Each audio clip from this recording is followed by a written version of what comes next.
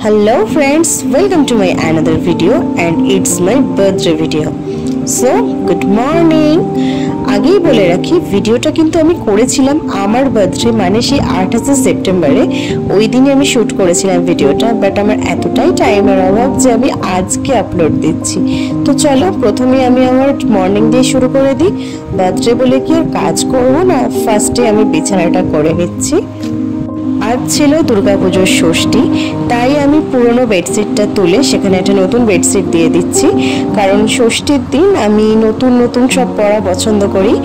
ঘুম থেকে উঠে ব্রাশ করে নিয়ে ফার্স্ট আমি চলে এসেছিলাম আমার বেড অর্গানাইজ করতে, কারণ বিছানাটা ক্লিন থাকলে আমার মনে হয় ঘরের অনেকটা কাজই হয়ে গেল, প্লাস ঘরটা অনেকটাই ক্লিন রইল। প্রথমে আমি বেডশিটটা তুলে নিয়ে তারপর আবার একটা নতুন বেডশিট দিয়ে দিচ্ছি।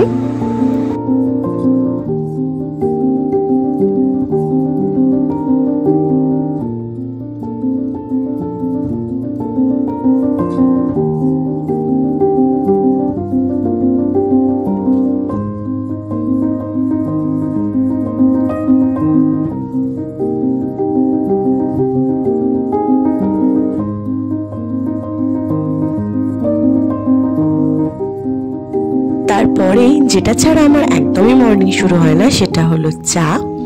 একটা চা বিস্কুট না খাওয়া অবধি যেন আমার ঘুমটা ঠিকঠাক ছাড়ে না। তো এই বেডশিটটা দেখে ভেবো না যে আমি আবার নতুন বেডশিটটা তুলে খেতে বসেছি। এই সেম বেডশিট আমার অন্য ঘরেও একটা আছে পাতা, সেটাতে আমি খেতে বসেছিলাম। ওখান থেকে জানলাটা খুললে খুব সুন্দর হাওয়া আসে, তাই আমি ওখানেই সকালের ম্যাক্সিমাম চাটা খেতে বসি। তারপরে আমি ঘর ঝাড় দিয়ে মুছে নিয়েছিলাম। আগে রুম ক্লিন, দেন সব কাজ, কারণ রুম পরিষ্কার থাকলে আমার মনও সবসময় হ্যাপি হ্যাপি থাকে। এরপরে আমি আমার রেগুলারের যে জামা কাপড় সেগুলো গুছিয়ে নিচ্ছিলাম। এগুলো গুছিয়ে নেওয়ার পরে মোটামুটি আমার সকালের কাজটা শেষ হয়, তারপরে শুরু হয় রান্না বান্নার কাজ। যেহেতু আজ আমার বার্থডে, তো ওই দিন আমাকে রান্না করতে হয়নি, পুরোটাই আমার শাশুড়ি মা করেছেন। ষষ্ঠীর অঞ্জলিটা দিয়ে এসে আমি আমার প্রিয় খাবার লুচি আর ছোলার ডাল খেতে বসে পড়েছিলাম।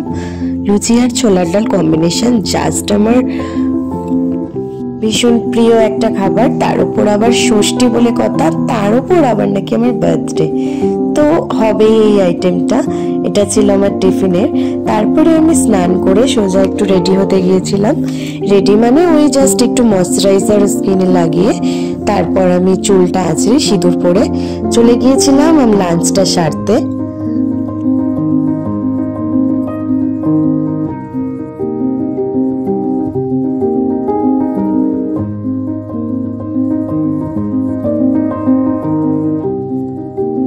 এটা ছিল আজকে আমার বার্থডে লাঞ্চের মেনু।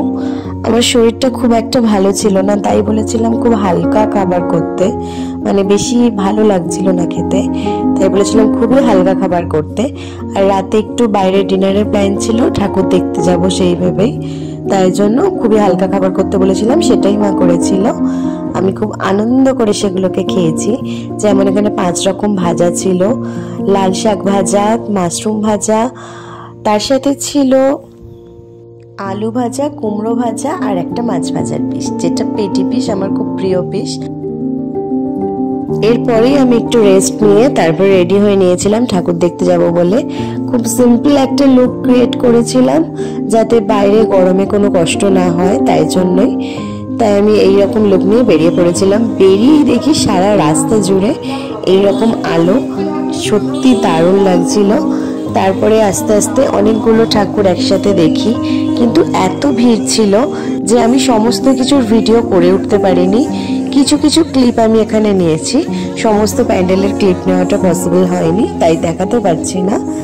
এটা মহেঞ্জোদারোর একটা থিম করেছিল, যেটা খুব সুন্দর ছিল। এই মহেঞ্জোদারোর থিমটা তোমাদের সাথে আমি শেয়ার করছি।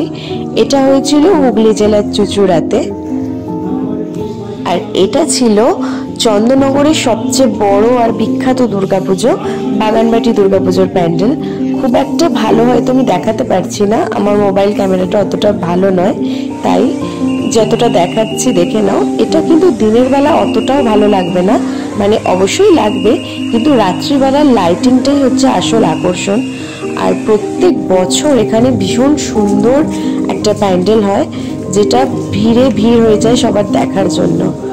আর এটা ছিল অন্য একটা প্যান্ডেল, এটা ঠিক কোথাকার আমার মনে পড়ছে না, কিন্তু এটা চুঁচুড়ার ছিল, সেখানে দেখতে গিয়েছিলাম। এটা একটা রাজবাড়ি করেছিল।